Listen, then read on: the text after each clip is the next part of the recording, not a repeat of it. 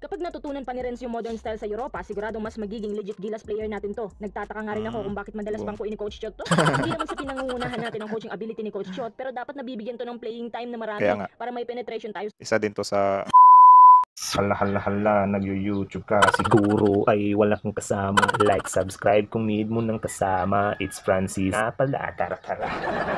So, ayun, kumustas mga idolos? So, welcome back. Panibagong video na naman. Magre-react na naman tayo. Ito ay may pamagat na malupit na offer kay Renz Abando. Pinag-aagawan pa sa Europa. JC, pinahiya ng Angola coach. So, ayun. Grabe to. Mula sa channel ni Sports Desk Media. So, ayun, i-react natin to. Meron na itong almost 800,000 views. Ngayong alam naman natin na sobrang ang pinag-uusapan ngayon si Renz Abando. Kasi nga, nalilinktan naman ito sa NBA. So ayun, meron ding ibang mga fan or mga basketball fan na nagsasabi na baka mas mauna pa daw si Renz Abando kaysa kay Kai Sotto sa NBA. So ayun, naku-curious din ako dito kung bakit nga ba at ano nga ba ang nakita ng mga analyst or ang tawag diyan, scout daw na nag-offer kay Renz Abando kung bakit nga ba siya inaanyayahan na mag-NBA. So ayun, wag kang join ka lang yung aso natin nag-iingay. Yun, re-react natin to. Shoutout kay Sports Desk Media. Pahiram ng video mo or pariak ng video mo. Ba't to laging pahiram? So, yan. Kung di pa kayo nakapag-subscribe kay Sports Desk Media, subscribe nyo yan. Sobrang solid yan about sa mga basketball contents at saka sa mga stories ng mga dating mga player ng basketball or even current ng mga basketball player ng mga Bisaya. Tapos, yun. Kung trip nyo naman yung ganitong mga reaction video ay subscribe nyo na rin yan ating munting channel, Francis Daily. So, yeah, without further ado, let's watch it. Renz Abando, Troy. Ang pangit na resulta ng ating stint sa FIBA, pero isa namang biyaya ito para kay Renz Abando dahil alam nyo ba na may isang team raw nagka-inter Renz Abando? Abando pala yung pag-pronounce. Tanong lang naman. Renz Abando or Renz Abando, baka na mali lang si Idol. So yeah, tuloy. Babae pala nagbasa dito. So ayun tuloy. na kunin si Abando. Ito ay dahil sa magandang performance na pinakita niya recently, lalo na yung sinupalpal niya ang ilan sa mga malalaking pangalan sa FIBA, gaya ng former NBA G League MVP na si Carl Jones. Grabe. Ibang klase ang skillset ni Abando at sobrang taas pang tumalon. At mga quiz, may bad news ulit tayo dahil alam niyo ba na pinagsabi Kaya nga isa din yun sa parang nakakapagpahok sa akin or na-curious ako na grabe. Sobrang lakas dumakdak ng taong to. Grabe, parang lumilitaw lang siya sa hangin eh. Renz Abando. So yeah, Troy. Bihan po ng Angola coach, si Clarkson, na dapat daw hindi ito nakapasok bilang naturalized player. Grabe. Dahil hindi naman daw marunong magsalita ng dialect sa Pilipinas. Nananawagan po ang Angola coach na to na suriin daw ng FIBA ang ganitong issues. Grabe, no? So hindi pala siya marunong magtagalog. So yun din yung pumasok sa isip ko dati kung bakit nga ba naging Gilas player si Jordan Clarkson or paano nga ba siya naging Pilipino. So yeah, paano siya naging Pinoy? So search natin yan next or yan yung i-react natin. So yeah, tuloy. Grabe, no, hindi pala siya nakakapagsalita ng Tagalog. Bago tayo magpatuloy, kung nais yung supportahan ng ating Ayan. channel, just click subscribe and share. Sports Desk Media. Subscribe. Ibang klase nga naman ang defensive skills at athleticism ni Renz Abando. Kung ang Gilas tahimik sa FIBA, pero si Renz, ang nag-iisang pangalan niya sa Gilas, ang tumunog sa European Leagues. Alam niyo ba na Grabe. pinagpala talaga ang mga kagaya niya dahil pinagka-interes Si Marcos ba yun? Balik lang natin konti ha. Ito ba si PBBM ba yan? Akala ko meme lang eh. So si PBBM pala yan. Akala ko meme, may nag-post kasi niya na most steals. Grabe yun. Kaya talaga yung mga tao ngayon. So yeah, tuloy. sa Gilas, ang tumunog sa European Leagues. Alam niyo ba na pinagpala talaga ang mga kagaya niya dahil pinagka-interesan po siya sa Europa. Ang gusto sana nilang gawin ay si Renz bigyan ng proper training kung paano palaguin yung abilidad niya at kung paano pagsabayan ang pagiging athletic Grabe. and at the same time scorer din. Nakita kasi nila na may kulang pa talaga kay Renz, especially sa mga clutch baskets. Importante din kasi na dapat hindi lang puro drive ang isang player, kundi tirador din. Doon sa Europa, Kaya nga, dapat talaga all around, di ba? Para naman mapikinabang siya anytime, di ba? Dapat may kanya-kanyang mga specialty. I mean, maraming specialty. Or, yun nga, turn around. Turn around ba? Or yung pangkalahatan ba? Bahala kayo dyan. matututunan mo lahat ng modern techniques na hindi mo makikita dito sa Pilipinas. Grabe, kapag tinanggap to ni Renz, pambihirang opportunity to. Bibihira ka lang makarinig na may isang European team ang pagka-interesan ka. Sa katunayan, Boom. kahit hindi pa naman pinagka-interesan si Abando ng ibang bansa, matunog na talaga ang pangalan ni Renz, hindi lang sa Pilipinas. Oo, kasi nga nakapaglaro na ito sa Korean, ano. Yung alam nyo na, yung issue dati, yung nag-viral na dati binabangko lang sa Gilas, ngayon nandun naglalaro sa Korea. Sobrang sakit no, nasa Pilipino kasi ngayon may problema daw sa pamamalakad sa Gilas, kaya yun napunta sa Korea si Renz Abando. So yun, maraming mga Pinoy fans ang na-discourage sa time na yon. Buti nga nagpakitang gilas din siya sa FIBA, sa FIBA, tapos yun, nagpakitang gilas, dumakdak, lumipad, tumira. Grabe yun, sobrang solid din. May future din to si Renz Abando. Tuloy. kundi maging si KBL dahil sa kanyang mataas na percentage sa block, steals at rebounds. Kaya nga. Kapag natutunan pa ni Renz yung modern style sa Europa, siguradong mas magiging legit Gilas player natin to. Nagtataka nga rin ako kung bakit madalas Boom. bangkuin ni Coach Chot to. Hindi naman sa pinangungunahan natin ang coaching ability ni Coach Chot, pero dapat nabibigyan to ng playing time na marami Kaya nga. para may penetration tayo Isa din to sa yung issues ni Coach Chat about sa yung mga players. Parang hindi daw naano yung lahat ng players. Hindi nabibigyan ng tamang time. So yun, sobrang ingay, sobrang ma-issue ng usaping ito. Kaya sa bando, Coach Chot. Pero wala na si Coach Chot eh. So yeah, tuloy.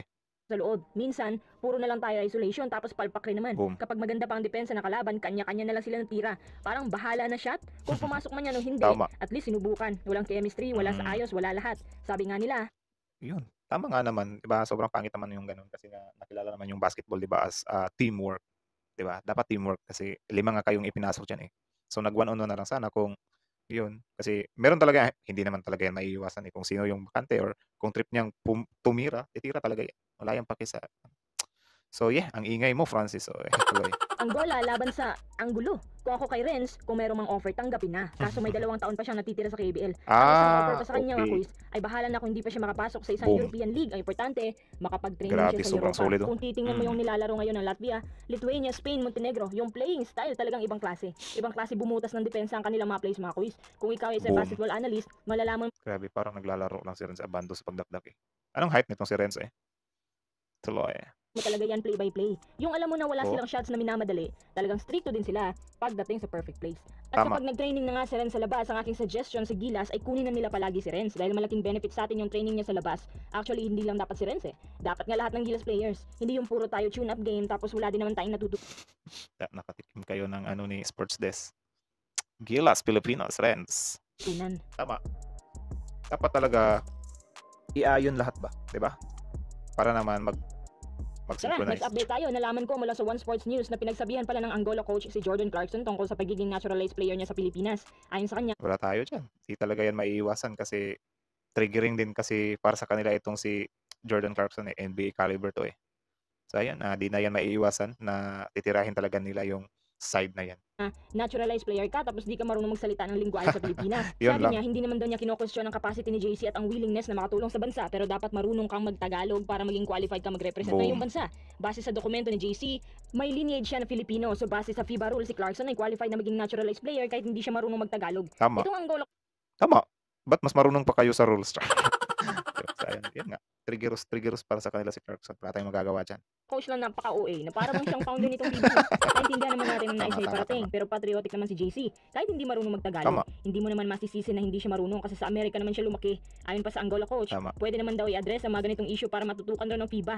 Alam niyo ba na dahil sa bold comments ng Angola coach na to na si Joseph Carlos, naging headline siya sa iba't ibang sports websites Grabe. at Grabe no. So ayun, di talaga yan maiiwasan. Wala tayong magagawa dyan. Nasa sa atin si Clarkson. Wala. tutulungan ng mga kababayan natin at nagpaliwanag naman siya tungkol dito. Ang sa kanya lang naman daw ay kung siya lang masusunod sa Gilas, hindi daw niya ito palalaroin kasi stricto daw siya pagdating dito. Para niyang sinasabi na medyo gumaganda lang daw ang scoring ng Gilas ngayon dahil kay JC. Kasi kung wala si JC, Well, gumaganda. Hindi naman siguro. Pero malaki yung na-contribute niya. Kasi kaya naman ng isang team, di ba? Kahit wala si Clarkson. Pero yun, syempre, may impact din, di ba? May impact din. Kasi kung halimbawa wala si Clarkson, alangan naman na hindi tayo di ba? So yeah, tuloy. But heart yung coach. But heart yung coach. siguradong makikita sa lahat kung ano ang tunay na mukha ng Gilas dito sa FIBA. Kung ano man ang komento nitong Joseph Carlos, hindi na mahalaga yun. Tama. Importante, hindi naman siya ang masusunod at lalong hindi naman siya pinapansin ng FIBA. Boom. Agree ba kayo sa sinasabi niya? Agree na lang. Hindi pala. Anong agree dyan? Yun. Hindi nga natin maiiwasan yan, no? Kasi opinion niya naman yan. At saka siguro threatened siya kay Jordan Clarkson. Wala tayong magagawa dyan. Meron talagang ganyan mga protesta. So, yeah, so be it. May rules naman eh. Tsaka hindi naman yan makakapasok kung hindi qualified sa rules, di ba? So, yun. Bad heart lang siguro siya. Or takot siya kay Jay-Z. So, yun lang. Kayo, ano masasabi nyo? Comment down below na yan para malaman din natin tuloy.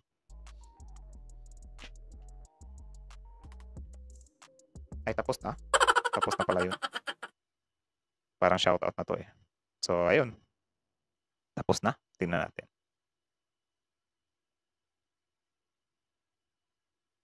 Hindi pa pala. Tuloy.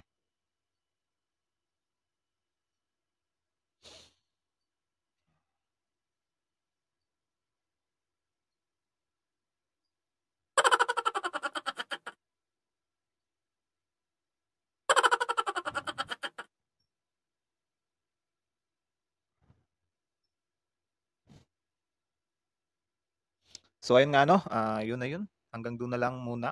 So yan nga no, hanggang doon na lang yung video. So yeah, sobrang nakakatuwa lang siguro no kung magkatotoo man or talagang magkaka-interest yung NBA kay Jordan kay Renz Abando kasi alaman di ba? So tayo mga Pilipino sobrang napag tayo kapag meron na naman tayong maidagdag na mga Pilipino papakitang gilas sa ibang bansa. So ayun, about sa kay Renz Abando, alam naman natin na hindi naging madali yung pinagdaanan niya. Kaya siguro kung sakaling magkatotoo man yung NBA na ano yun, mga parinigan or mga offer, kung sakali mang makapasok siya, 'di ba? Sobrang solid nun. Nag-aano na yung hard work niya, nasusuklian na yung mga pinaghirapan niya. Sana nga makapasok siya doon tapos yun, alam naman natin si Renz Abando, yun nga sa issue niya dati pa yung sa FIBA na kamakailan nga lang nag-viral yun yung binabangko siya. Tapos maraming issue doon, binabangko siya, tapos nagulat na lang tayo, doon na siya sa Korea, grabe na yung mga pinapakita na diyon. Niya doon, mas sikat na nga siya doon eh. Yung mga dakdak na. Ay, naku Lord, sorry, yung bulol natin. Yung mga dakdak niya, yung pinapakita niya doon sa court, like, yun, nung pagsikat ni Renz Abando doon sa Korea, maraming Pilipino ang nalungkot kasi nga, imbis na dito daw yun magpakitang gilas, tila ba ang credits nandun pa sa Korea. Sobrang sakit sa atin yun kasi nga, Filipino din si Renz Abando, tapos yun, nagbibigay siya ng karangalan para sa ibang bansa dahil lang sa hindi tama pamamalakad dito. Kasi nga, yun nga, yung ibinabangko siya, pangit din yun. Kaya, yun, siguro deserve din ni Renz Abando yan. Hindi siguro, deserve ni Renz Abando kung sakali mang makapasok siya sa NBA. Kasi meron naman siyang napatunayan. Tapos yun, meron din akong mga nakikitang comment online ano na kinukumpara na nila si kay Soto na kesyo daw, mauungusan to, mas magkakaroon pa ng malaking chance na maka-NBA si Renz Abando kaysa kay Soto. So ayun, wag na lang natin silang i-compare kasi pangit naman, kapwa naman sila Pilipino eh. Si kay Soto, di natin ano yan kasi nangangarap lang din naman yan. So, yun. Kung sakali man makapasok si Renz Abando, congrats sa'yo pre. Naki-pre, parang kilala talaga eh. So, yeah, kayo anong masasabi nyo kung sakali man nga na magkaroon ng offer si Renz Abando at tanggapin niya ito? May nakita akong video ni Coach Mab doon eh, na parang meron siyang isinasuggest na ano pang yung dapat baguhin ni Renz Abando kung sakaling makapasok man siya sa NBA. May nakita nga din ako na Golden State Warriors daw yung team. Grabe yun. Ano naman, maraming Warriors team dito. 'Di ba? So, yun lang kayo. Comment down below kung ano masasabi nyo kung sakaling ang makapasok si Renz Abando sa NBA. Tapos sa Warriors pa, 'di ba? So, yeah. Without, so, yun lang. Ah, without further ado daw. So, yun lang. Hanggang dito na lang. At yun, Sports Desk Media. Subscribe nyo yan. Tapos yun, kung gusto nyo naman ganitong video, subscribe nyo rin yung channel natin, Francis Daily. Para naman may kasama kayo. O naman, kung trip nyo lang naman na may kasama kayong manood sa panonood nyo ng video, diba? Parang react. So, yun lang. Hanggang dito na lang. Francis Daily out. Parang ganun. Ba't yun?